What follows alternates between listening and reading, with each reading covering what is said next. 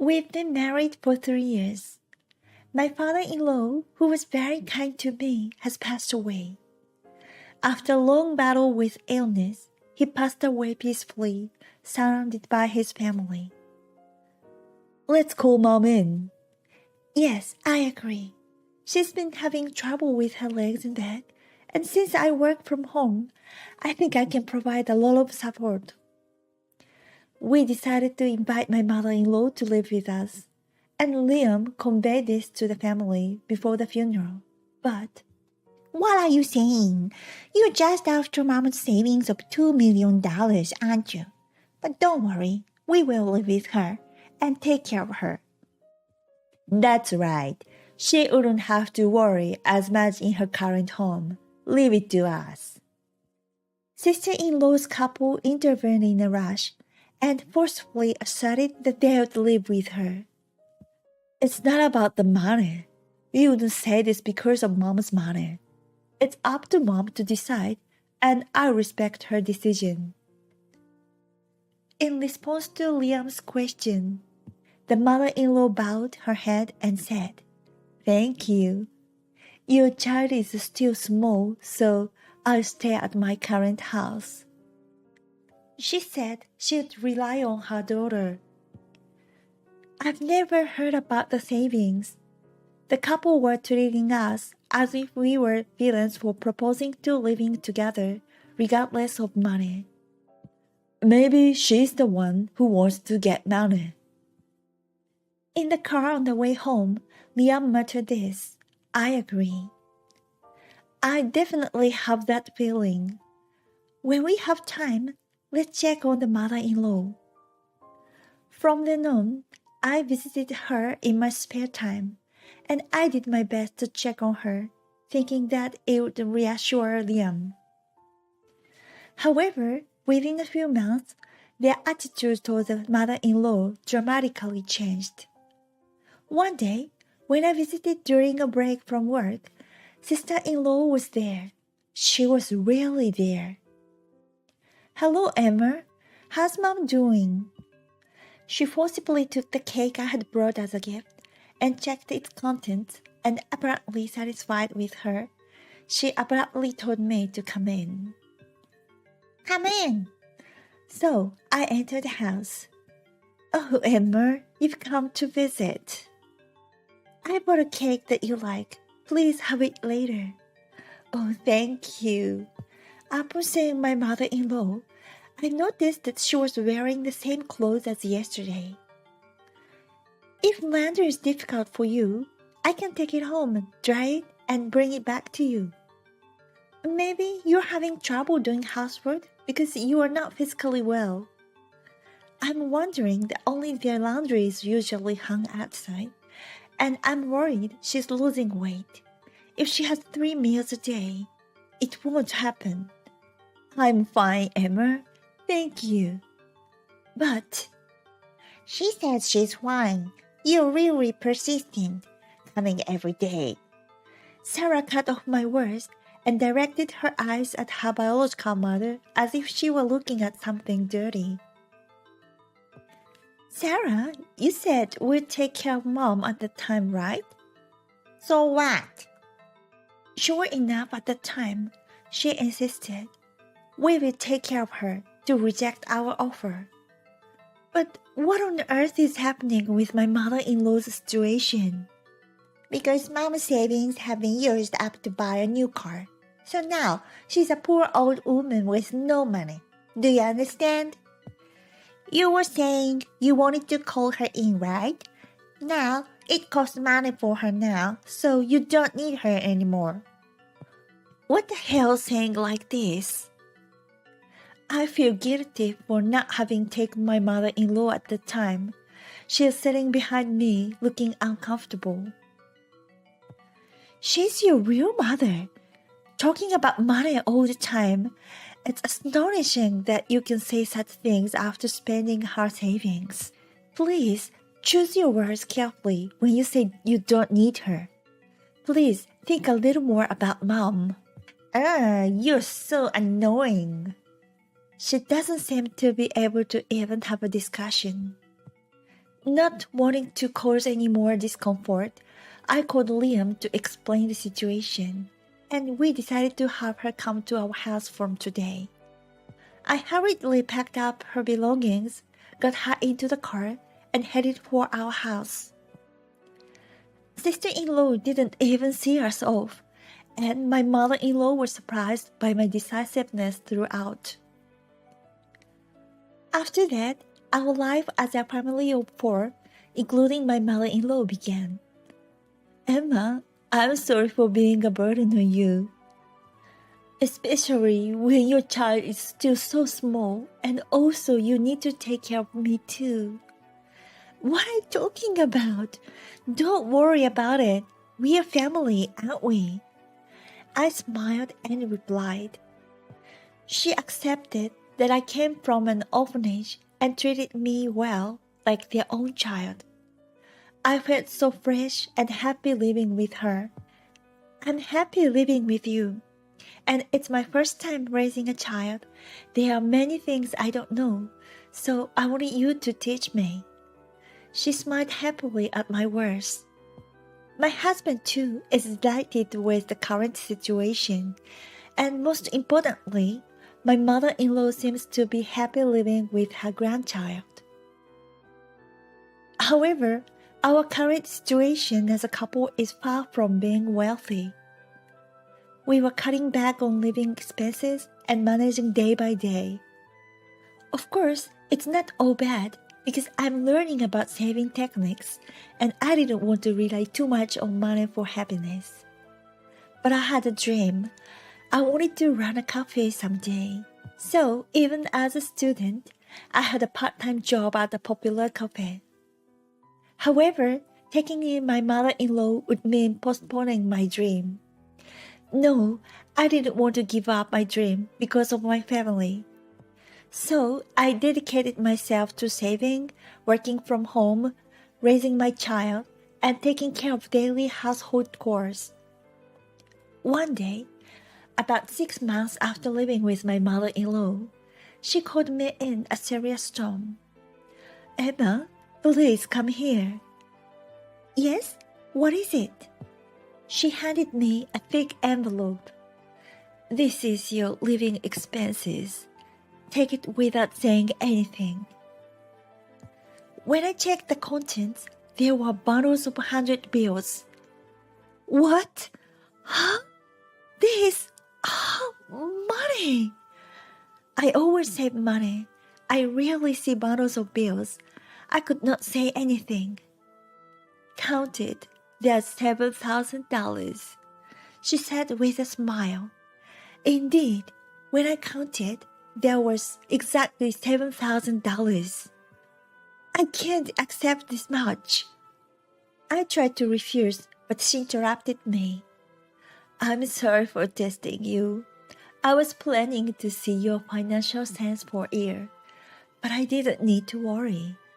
By increasing the living for me, I caused you to endure a difficult life of strict saving. I didn't want to burden you anymore. Please accept it. I'll pay for living expenses. Is it all right for $2,000? I stared at my mother-in-law, dumbfounded. Oh no, I don't need $2,000. But why so much money? I was still a bit confused. She didn't have no idea with the lottery she won. She started studying investment. It was popular at that time. It turned out to be profitable. It seems that she actually has $80,000 in savings deposited in a bank passbook and stocks managed in a bank vault. My sister-in-law, aiming for his father's money, she prepared a dummy $20,000. She wanted to confirm if their financial sense was stable. When she had given them $200,000 as their future living expenses, they couldn't have lasted for a week. My mother-in-law sighed heavily. It seems that even my father-in-law, while he was alive, had been keenly aware of my sister-in-law and her husband's reckless spending. He had mentioned the possibility of cutting ties with them if they tried to monopolize his inheritance. She thought it might actually come true. But you two don't prioritize money that much. On that day when you took out, I was surprised, but really happy. That's why I want you to accept it. And I also want to help with your dream. Really? My mother-in-law seemed to have heard about my dream from my husband. But can I really take advantage of my mother-in-law's kindness?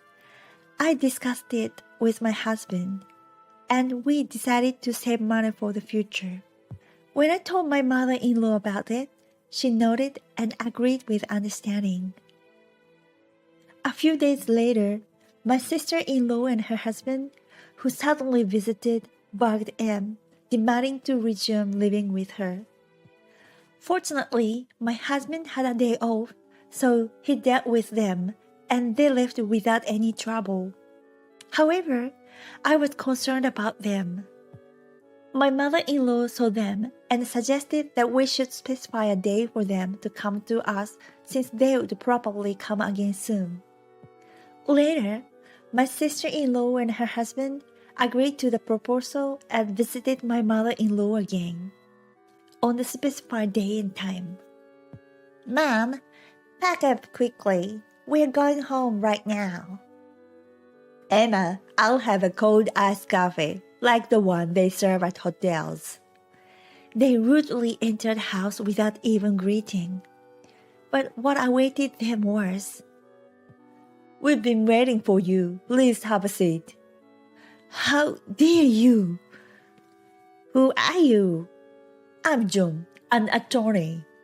Huh? And so it turned out that my mother-in-law had hired a lawyer. We were in the next room, and we could easily imagine my sister-in-law and her husband showing signs of panic as we could hear the conversation. The lawyer explained the details of the request. We won't give away any of the current assets. They must repay the entire $2,000 they spent, and they have to leave the home they are occupying now. No way, Mom. I'm your daughter. How can you cut off ties like that when your daughter is in trouble? My sister-in-law countered loudly. Mother-in-law, please reconsider. My brother-in-law raised his voice, an unusual sight. However, my mother-in-law remained unfazed and calmly spoke slowly. If that's the case, you don't even remember what you did to me. Did you forget I'm a penniless old woman? You said you didn't need money because I didn't. Despite having debts, you used the living expenses I gave you to buy a new car. And now I hear that your debts have more than doubled. You don't even know how to handle money.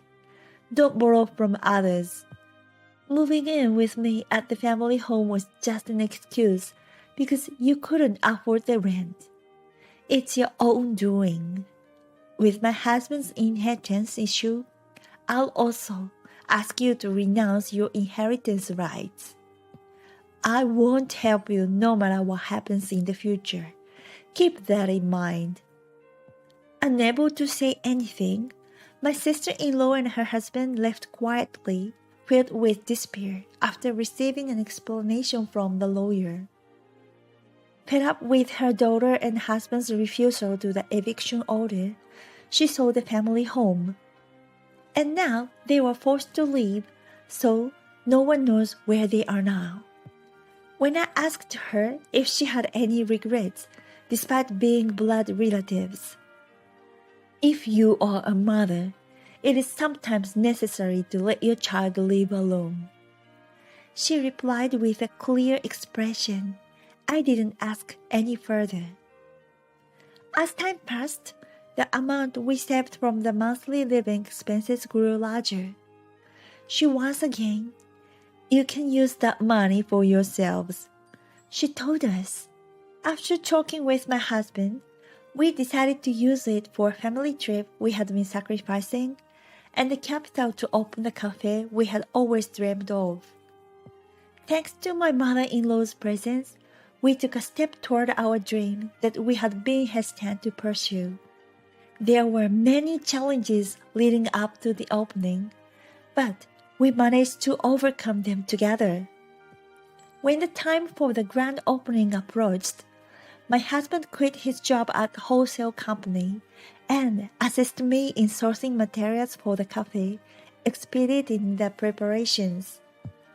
We bought and renovated the family home where my mother-in-law and father-in-law used to live, turning it into the cafe. It was my husband's wish to preserve the atmosphere of the building as a place of cherished memories for my mother-in-law and father-in-law. Although it took time to prepare the cafe, it became a beloved establishment in the community, a place for people to relax. I was surprised when my sister-in-law and her husband visited the cafe once, but they were much more humble compared to before. It seemed they had truly changed their ways. My husband and I smiled at each other. However, their purpose for visiting was to ask for money, so my husband scolded them and drove them away. It seems that since then, they have been working tirelessly to repair their debts without taking any breaks. My husband? Well, it seems those two need to struggle a bit more. My husband sighed in exasperation. Tears of joy filled my mother-in-law's eyes as the family home was reborn into a cafe, preserving the memories she had with my father-in-law. She became proactive in her rehabilitation, addressing her previously ailing legs and hips. When she felt confident in her physical condition, she put on the same apron as us and stood behind the counter, looking vibrant and alive. It felt as if my father-in-law captured in the photo was smiling at her.